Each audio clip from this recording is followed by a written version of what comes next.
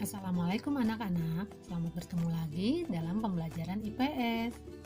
Semoga hari ini kalian semua dalam keadaan sehat ya. Hari ini kita akan belajar mengenai lembaga sosial. Minggu lalu kita telah membahas materi interaksi sosial. Coba masih ingatkah apa itu interaksi sosial? Ya, betul. Interaksi sosial adalah hubungan timbal balik antar manusia untuk memenuhi kebutuhan hidupnya. Manusia dikenal sebagai makhluk ekonomi karena manusia selalu ingin memenuhi kebutuhan. Misalnya, kebutuhan manusia akan keturunan sehingga perlu adanya suatu keluarga. Kebutuhan akan pendidikan perlu adanya sekolah. Dan kebutuhan akan makan perlu adanya pasar untuk mendapatkan makanan. Agar manusia memenuhi semua kebutuhan hidupnya dengan tertib dan teratur, maka dirumuskanlah norma-norma masyarakat. Apakah yang dimaksud dengan norma? Norma merupakan aturan atau kaidah yang menjadi pedoman tingkah laku. Norma memberitahu kalau perilaku kita itu benar atau salah. Keseluruhan norma-norma yang berhubungan dengan kebutuhan pokok dalam masyarakat disebut lembaga sosial. Sistem norma atau aturan-aturan yang dikategorikan sebagai lembaga sosial harus memiliki syarat-syarat berikut. Pertama, sebagian besar anggota masyarakat menerima norma tersebut. Yang kedua, norma tersebut menjiwai seluruh warga dalam sistem sosial. Dan yang ketiga, norma tersebut mempunyai sanksi yang mengikat setiap anggota masyarakat. Di dalam masyarakat dikenal ada 4 tingkatan norma, yaitu cara, kebiasaan, tata kelakuan, dan adat istiadat. Yang pertama, cara atau usage. Cara merupakan suatu bentuk perbuatan tertentu yang dilakukan individu dalam suatu masyarakat, tetapi tidak secara terus-menerus. Penyimpangan dalam norma cara ini tidak akan mendapat hukuman berat. Sanksi yang diberikan hanya berupa celaan atau teguran. Contohnya, orang yang bersendawa setelah makan ditegur karena dianggap melakukan perbuatan yang tidak sopan. Yang kedua, kebiasaan atau volkswagen. Kebiasaan adalah perbuatan yang dilakukan secara berulang-ulang dalam bentuk yang sama. Contohnya, kebiasaan memberi hormat kepada orang yang lebih tua usianya. Bagi mereka yang melanggar, akan dikenakan sanksi sosial berupa teguran atas penyimpangan terhadap kebiasaan tersebut. Yang ketiga, tata kelakuan atau mores. Tata kelakuan atau mores merupakan aturan yang diterima oleh masyarakat dan aturan tersebut dijadikan sebagai alat pengawas atau alat kontrol oleh masyarakat kepada seluruh anggotanya. Contohnya, mematuhi peraturan lalu lintas. Apabila terjadi pelanggaran, maka polisi akan memberikan sanksi berupa pemberian surat tilang. Yang keempat, adat istiadat atau custom. Adat istiadat merupakan sebuah aturan yang secara turun-temurun yang berlaku di daerah tertentu. Sanksi atas pelanggaran adat istiadat dapat berupa pengucilan atau dikeluarkan dari masyarakat.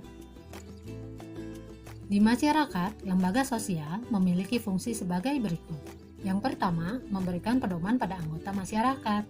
Yang kedua, menjaga keutuhan masyarakat yang bersangkutan.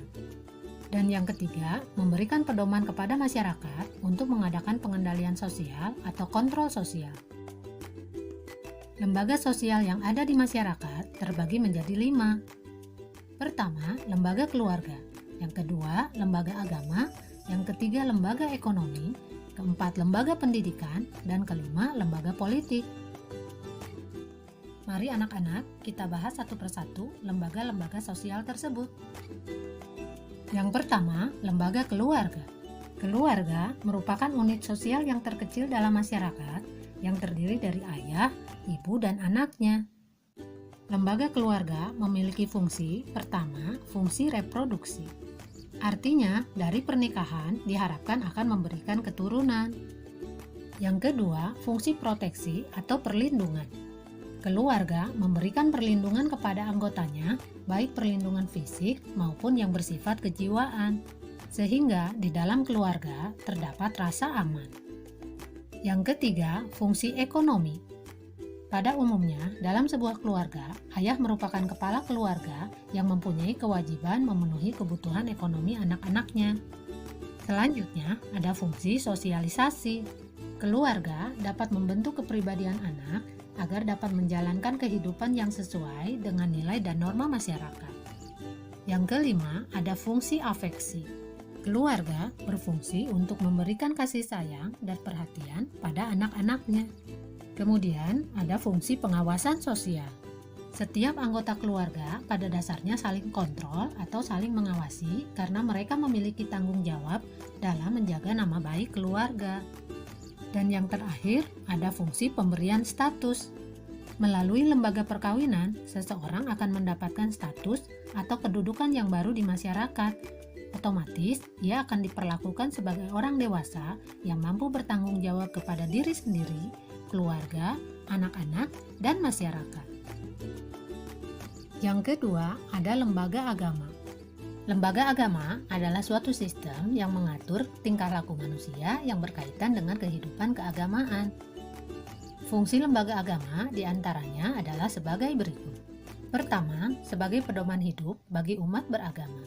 Yang kedua, sebagai sumber kebenaran. Yang ketiga, pengatur tata cara hubungan manusia dengan manusia lain, serta hubungan manusia dengan Tuhannya. Selanjutnya, fungsi lembaga agama adalah sebagai prinsip benar atau salah. Yang ketiga, ada lembaga ekonomi. Lembaga ekonomi adalah bagian dari lembaga sosial yang mengatur tata hubungan antar manusia dalam pemenuhan kebutuhan hidup sehari-hari. Fungsi dari lembaga ekonomi: pertama, memberikan pedoman dalam mendapatkan bahan pangan. Yang kedua, memberi pedoman dalam melakukan suatu pertukaran barang atau barter.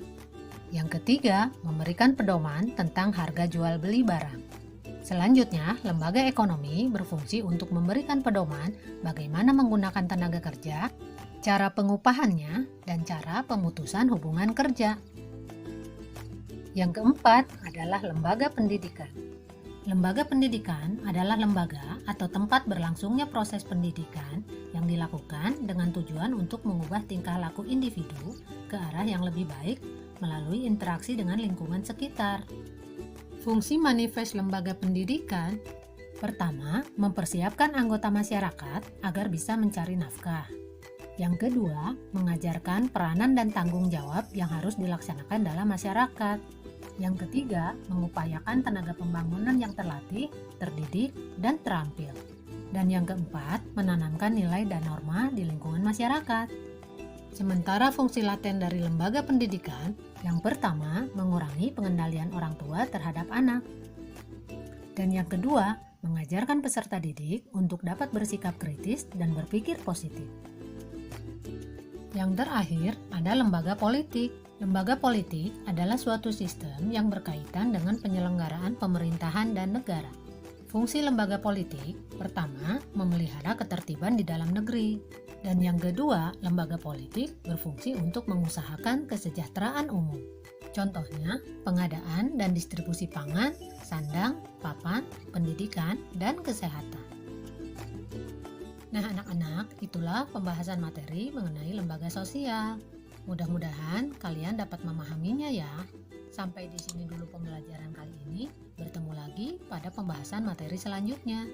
Wassalamualaikum warahmatullahi wabarakatuh. Pada pertemuan kali ini, kita akan belajar IPS tentang pengaruh interaksi sosial terhadap pembentukan lembaga sosial. Interaksi sosial merupakan kegiatan manusia dengan manusia. Manusia dari bangun tidur hingga kembali tidur tidak lepas dari adanya interaksi. Misalnya, kamu berinteraksi ketika berpamitan kepada orang tua, menyapa teman, diskusi dalam kelas, bermain dengan teman, dan berbincang dengan orang tua. Kegiatan interaksi tersebut, baik disadari maupun tidak disadari, akan mempengaruhi kehidupanmu dan kehidupan masyarakat. Tahukah kamu mengapa seseorang berinteraksi dengan orang lain? Seseorang berinteraksi dengan orang lain didasari oleh pemenuhan kebutuhan.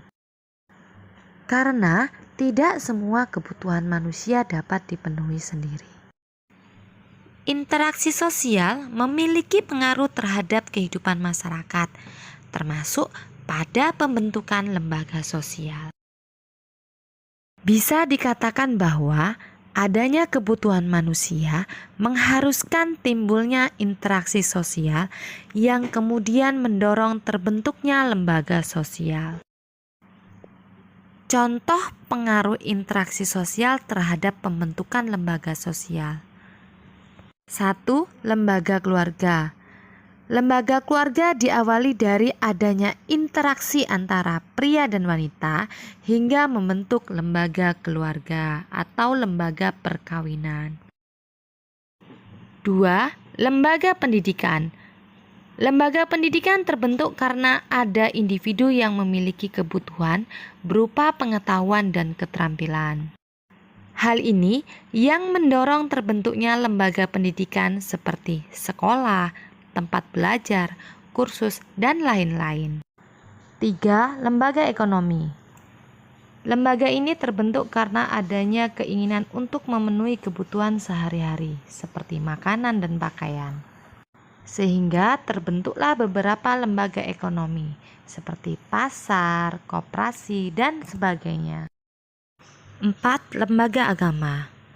Lembaga ini terbentuk karena adanya keinginan untuk menambah ilmu agama dan menjalin persaudaraan antar masyarakat seagama. Contoh majelis agama serta organisasi keagamaan.